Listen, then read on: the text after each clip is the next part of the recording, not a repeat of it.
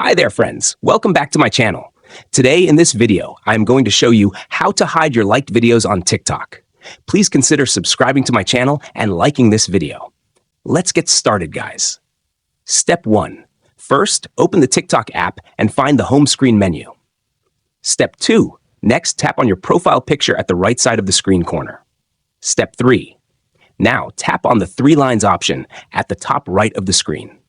Step 4. Next, locate the Settings and Privacy option at the bottom of the screen and tap on it.